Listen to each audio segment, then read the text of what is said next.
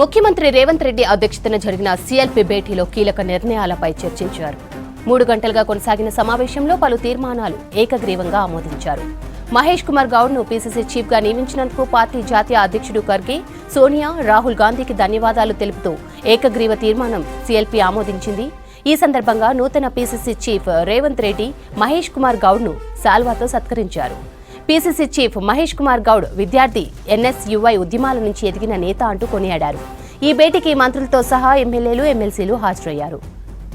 CLP meeting కు సంబంధించి మరిన్ని అప్డేట్స్ రాజు అందిస్తారు. రాజు, డీటెయిల్స్ ఏంటి?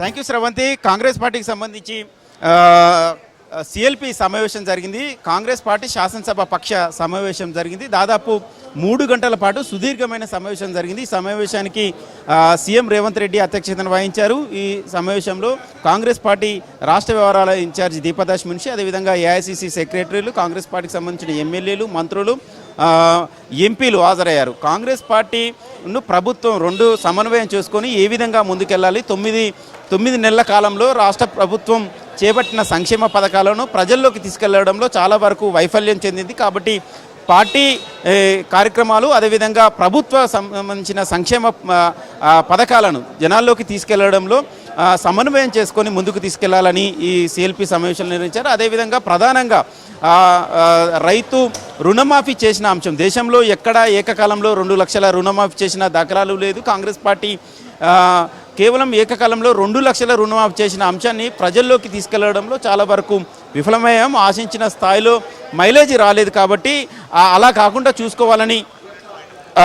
కావాలని చూసుకోవాలని ఈ సీఎల్పీ సమావేశంలో చర్చించారు. దాంతోపాటు ప్రధానంగా ప్రతిపక్ష పార్టీలకు సంబంధించిన ఆరోపణలను ఏ విధంగా ఎప్పటికప్పుడు తిప్పికొట్టాలని కూడా దిశానిర్దేశం చేశారు. ఇక చాలా వరకు స్థానిక సంస్థల ఎన్నికల్లో కూడా మెజార్టీ స్థానాలను జెడ్పీటీసీలను, ఎంపీటీసీలను, సర్పంచ్లను గెలిపించుకోవడానికి కాంగ్రెస్ పార్టీకి సంబంధించిన నేతలు, మంత్రులు, ఎమ్మెల్యేలు పనిచేయాలని కూడా ఈ సమావేశంలో కూడా సుదీర్ఘంగా చర్చించారు. రేవంత్ రెడ్డి తను 9 నెలల కాలంలో ఒక్కరోజు కూడా సెలవు తీసుకోకుండా చాలా కీలకంగా పనిచేశాను, పార్టీలో కీలకంగా పనిచేసిన, కష్టకాలంలో పనిచేసిన వారికి నామినేటెడ్ పదవులను కట్టబెట్టాను, భవిష్యత్తులో కూడా వారికి కష్టకాలంలో పనిచేసిన వారికి నామినేటెడ్ పదవులు వస్తాయి అని ఒక భరోసా ఇచ్చే ప్రయత్నం చేశారు. అదేవిధంగా డీసీసీ త్వరలో జరగబోయే అంటే కాంగ్రెస్ సంబంధించిన పీసీసీ ఎంపిక జరిగింది. మహేష్ కుమార్ గౌడ్ను పీసీసీగా నియమించినందుకు ఏఐసీసీకి కృతజ్ఞత తెలుపుతూ ఈ సీఎల్పీ ఏకగ్రీవ తీర్మానం చేశారు. అదేవిధంగా త్వరలోనే జిల్లా అధ్యక్షులకు కూడా కీలకంగా